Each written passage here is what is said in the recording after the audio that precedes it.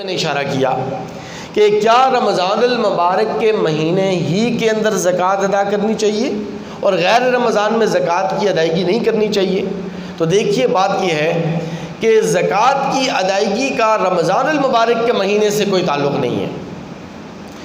زکوٰۃ کی ادائیگی اس وقت فرض ہوتی ہے، اس مہینے کے اندر فرض ہو جاتی ہے زکوٰۃ کہ جس مہینے کے اندر آپ کے نصاب پر سال پورا ہو گیا۔ اب وہ سال رجب کے مہینے میں پورا ہے تو رجب کے مہینے میں زکوٰۃ ادا کرنی ہے۔ اب وہ سال اگر شعبان کے مہینے میں پورا ہو گیا تو شعبان کے مہینے میں زکوٰۃ ادا کرنی ہے۔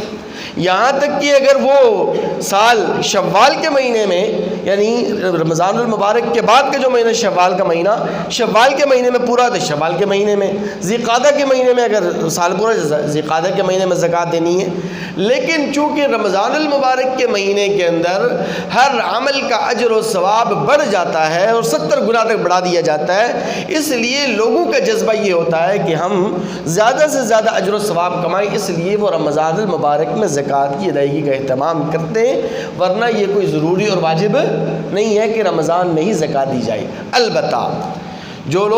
جن لوگوں کی زکوٰۃ رجب کے مہینے میں ان کا نصاب کا جو سال ہے اگر وہ رجب کے مہینے میں پورا ہوا تو اب جو شعبان کا مہینہ بیچ میں رہا یا رجب کا مہینہ بیچ میں گزر گیا، ان 2 مہینوں کی وہ زکوٰۃ ادا کریں گے نہیں کریں گے، بلکہ وہ رمضان المبارک میں جا کر ادا کریں گے۔ تو یہ جو 2 مہینے رہ گئے رجب اور شعبان کے، یا پھر یہ کہ کسی کا سال اگر جا کے ذیقعدہ کے مہینے میں پورا ہو رہا ہے یا ذی الحج کے مہینے میں پورا ہو رہا ہے اور وہ اپنی زکوٰۃ 2 ماہ پہلے رمضان المبارک کے مہینے کے اندر ادا کر رہے ہیں، تو ایسے لوگوں کو چاہیے کہ یہ جو 2-3 مہینے کا گیپ ہے تو ان 2-3 مہینوں کے متعلق دارالافتاء میں جا کر یا کسی مستند مفتی صاحب کے بعد بیٹھ کر اپنی یہ وضاحت کر کے اپنا یہ حساب و کتاب کلیئر کروائیں، کیونکہ یہ جو 2-3 مہینوں کا جو زکوٰۃ ہوتی ہے تو اس کی ادائیگی بھی ضروری ہو جاتی ہے۔ دوسرا مسئلہ کہ اگر کسی آدمی نے 1 سال زکوٰۃ نہیں دی، غفلت کی وجہ سے نہیں دی، سستی کاہلی کی وجہ سے نہیں دی، یا کوئی اور عوارض تھے جن عوارض کی وجہ سے وہ زکوٰۃ نہ دے سکا، تو اب آئندہ سال وہ کیا کرے گا؟ کیا اس کی وہ پچھلے سال والی زکوٰۃ معاف ہو جائے گی؟ نہیں، ایسی بات نہیں ہے، بلکہ اس کو گزشتہ سال کی زکوٰۃ بھی دینی پڑے گی، اور یہ جو سال جو چل رہا ہے جس پر اس کا نصاب پورا ہوا تو اس سال کی زکوٰۃ بھی اسے دینی پڑے گی۔ اس کا طریقہ کار یہ ہوگا کہ گزشتہ سال کے اختتام پر جتنا مال اس کے پاس تھا تو اس مال کی وہ زکوٰۃ ادا کرے گا، اور اس سال جو جتنا مال اس کے پاس ہے تو وہ اس کی زکوٰۃ کی ادائیگی کا اہتمام کرے گا۔ تیسرا مسئلہ، کیا استعمال ہونے والے زیورات پر زکوٰۃ ہے یا نہیں؟ کیونکہ اہل عرب جو ہے نا، اہل عرب یہ استعمال ہونے والے زیورات کی زکوٰۃ نہیں دیتے ہیں، تو اس لیے بعض لوگ ان کو حجت بنا کر، دلیل بنا کر کہتے ہیں کہ چونکہ عرب لوگ جو ہے نا استعمال ہونے والے زیورات پر زکوٰۃ نہیں دیتے اس لیے ہم زکوٰۃ نہیں دیں گے۔ تو یاد رکھیں کہ استعمال ہونے والے زیورات پر بھی زکوٰۃ واجب ہے۔ جو زیورات خواتین استعمال کرتی ہیں، پہنتی ہیں، تو ان زیورات پر بھی زکوٰۃ واجب ہوتی ہے۔ امام اعظم ابو حنیفہ رحمۃ اللہ علیہ نے اس پر فتویٰ دیا ہے کہ استعمال ہونے والے زیورات پر بھی زکوٰۃ کی ادائیگی ضروری ہے، واجب ہے اور فرض ہے۔ البتہ زیورات کے علاوہ اور جتنی بھی چیزیں آپ کے استعمال میں ہیں تو وہ چونکہ آپ کی ضرورت ہے اور وہ ضرورت سے زائد نہیں ہے، وہ آپ کی حاجت اصلیہ ہیں، اس لیے ان پر تو زکوٰۃ نہیں ہے، لیکن زیورات کے استعمال پر جو ہے نا زکوٰۃ یہ لازمی ہے اور اس کی ادائیگی واجب ہے۔ چوتھا مسئلہ، قرض کی زکوٰۃ کس کے ذمہ ہے؟ قرض جو دیا جاتا ہے تو اس قرض کی زکوٰۃ کس کے ذمہ ہے؟ مثال کے طور پر زید نے 20,000 روپے قرض دیا بکر کو، بکر نے 20,000 روپے لیے اور جا کے اس سے کاروبار کیا، اور بکر اتنا مالدار ہو گیا کہ وہ صاحب نصاب ہو گیا۔ تو اب یہ جو 20,000 روپے ہے، اب اس 20,000 روپے کی زکوٰۃ کون ادا کرے گا؟ زید ادا کرے گا جس نے 20,000 روپے دیے، یا بکر ادا کرے گا جس نے 20,000 لیے؟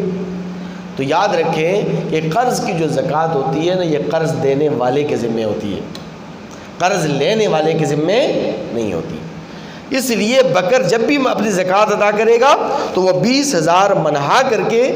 20,000 روپے منہا کر کے زکوٰۃ ادا کرے گا، اور یہ 20,000 جب زید کے پاس واپس لوٹیں گے تو زید ان 20,000 روپے کی زکوٰۃ ادا کرے گا۔ پانچواں مسئلہ، پلاٹ پر زکوٰۃ کا حکم۔ اس پر لوگ زیادہ تر سوالات بھی کرتے ہیں، پوچھتے بھی ہیں اور زیادہ تر کنفیوز بھی رہتے ہیں کہ بھئی پلاٹ ہم نے لیا ہے، اس پر ہمیں زکوٰۃ دینی چاہیے نہیں دینی چاہیے۔ تو یاد رکھیں کہ اس پلاٹ کے اوپر زکوٰۃ واجب ہوتی ہے کہ جو پلاٹ آپ نے خرید و فروخت کی نیت سے خریدا ہو، فروخت کی نیت سے خریدا ہو، کاروبار کی نیت سے آپ نے خریدا ہو، بیچنے کی غرض سے آپ نے خریدا ہو، تو اس پلاٹ کے اوپر زکوٰۃ واجب ہوتی ہے۔ جو پلاٹ آپ نے اپنی ضرورت کے لیے خریدا ہے یا اس نیت سے خریدا ہے کہ اس پر میں بعد میں اپنی رہائش بناؤں گا، اپنا مکان بناؤں گا، اپنا گھر بناؤں گا، تو اس پلاٹ کے اوپر زکوٰۃ واجب نہیں ہوتی۔ یہاں تک کہ اگر کسی نے اولاً تو اس نے نیت نہیں کی تھی پلاٹ خریدتے وقت کہ میں اس کو بیچوں گا، لیکن بعد میں اس کی نیت بدل گئی اور اس نے کہا کہ اب میں اس کو فروخت کروں گا اور اس کو بیچوں گا، تو تب بھی علماء فقہاء نے لکھا ہے تب بھی اس صورت میں اس کا زکوٰۃ اس وقت تک واجب نہیں ہوگی جب تک کہ وہ اس پلاٹ کو فروخت نہ کر ڈالے۔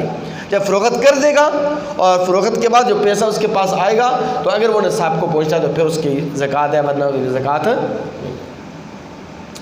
چھٹا مسئلہ بڑا اہم ترین مسئلہ ہے، لوگ اس کے بارے میں کنفیوز بھی رہتے ہیں، پریشان بھی ہوتے ہیں کہ کیا مستحق زکوٰۃ کے حالات کی تفتیش ضروری ہے یا نہیں۔ آپ کے پاس ایک بندہ آتا ہے اور آخر آپ سے زکوٰۃ مانگتا ہے، صدقات و خیرات مانگتا ہے، آپ کے اس کے حالات کا پتہ نہیں، لیکن ظاہری طور پر آپ دیکھ رہے ہیں کہ یہ بندہ مفلوق الحال ہے، اس کے حالات اچھے نہیں ہیں، اس کے حالات بڑے پتلے ہیں، بڑا کمزور ہے، مفلس ہے، نادار ہے، تو آپ اس کے حالات کی مزید تفتیش مت کریں اور مزید اس کے حالات کی تفتیش کرنے کی کوئی ضرورت نہیں، آپ اس کو زکوٰۃ دے سکتے ہیں۔ کیونکہ نبی کریم صلی اللہ علیہ وسلم کی خدمت اقدس میں ایک وفد آیا اور وہ انتہائی مفلوق الحال لوگ تھے، انتہائی مفلس اور نادار تھے، پھٹے پرانے ان کے کپڑے تھے، انتہائی خستہ حالت تھی ان کی، تو نبی کریم صلی اللہ علیہ وسلم نے ان کے حالات کی کوئی تفتیش نہیں کی،